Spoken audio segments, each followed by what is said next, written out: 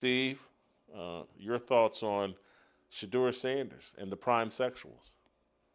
See, you thought you rambled on too long. I'm surprised we're on before the top of the hour.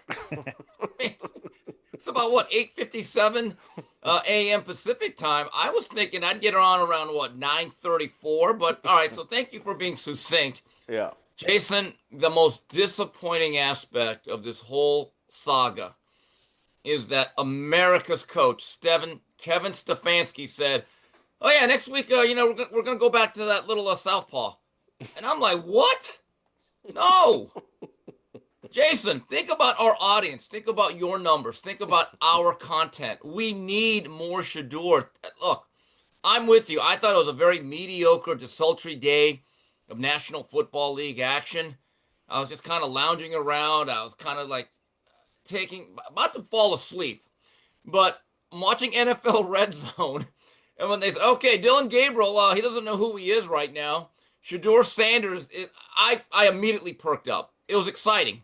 I'm not going to lie to you because it's such a polarizing issue. And there were some other good games going on. Seattle and the Rams were battling. The Niners had their starting quarterback back, and there's one other game I thought was decent.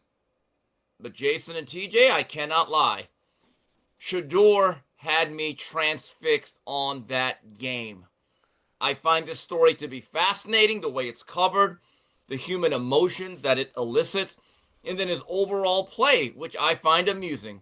So, Jason, I'm sorry. I'm going to have to rip Stefanski. Go with Shador. Do it for us. Steve, it's so funny that you went there and Sage Steele and her husband were at my house. And so we were talking and I was passively watching football. And I got a text message from Hadley that Shadeur had, and Yeah. Sage could be my witness. I was like, Shadeur's in the game. Yeah. Just hopped up, and I had the game on because I had the four screens, but now I just stood in front of my TV, just like transfixed. Shadeur's in the game. Yeah. It stopped all of our conversation. I mean, Jason, short of Caitlin Clark, remember her? Yes. Playing horse by herself in her backyard court, nothing could get you to concentrate on a single sporting event right now quite like Shedeur Sanders. And I just found it fascinating because after every player drive, I'm basically checking Twitter. Oh, I am. I'm like, what is the mood? What is the temperature of this whole thing? I told you this back in April, right around the second or third night of the draft. I said he's the most fascinating story of the National Football League coming into the preseason. Believe it or not, Jason, for better or worse, I think he's one of the most fascinating stories right now heading into Thanksgiving. He TJ, how much of this did you see, and how bad was Shadeur? Oh, I watched every second of it. I got the same text that you got. I'm on that group text, and I stopped everything I was doing, and I turned on the TV, and I watched Shedeur Sanders play as bad as you could possibly play, short of throwing it to the other team. I do think Nathan Peterman's 5 interception game was worse. I watched that game. That was a pretty bad game. Um, but again, I mean, to your point, and I'm also with Steve. I thought you could have gone a while longer on this. Uh, to your point, nobody made excuses for Nathan Peterman. Nobody. And to watch Josina Anderson live tweet about this is one of the craziest things I've ever seen. She's got to if she's got journalists anywhere on her resume, she's got to take it off. It needs to come off immediately. She's a fangirl. She's not a reporter. I don't know what she is, but she is a fangirl for Shedeur Sanders. The part that I didn't like actually more than the play. Look, the play was bad. I looked at some of the stats. They put it up on the screen. 17 plays in. He had 10 dropbacks, 2 sacks, 6 quarterback hurries, and he was knocked down 5 times. Okay, that's 17 plays in. Well, you brought this up. That's his fault for not, first of all, not getting rid of the ball. Okay, it's not like he was holding the ball like crazy if you watch play, but you got to get rid of it if your offensive line is not that good, and their offensive line is not that good. And you got to tell them where to go.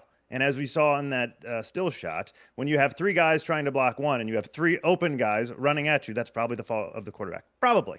And so, the part that I didn't like aside from the play is there was a long TV, it wasn't a segment, but a long TV moment of him just sitting there as though he just lost the Super Bowl on the bench by himself.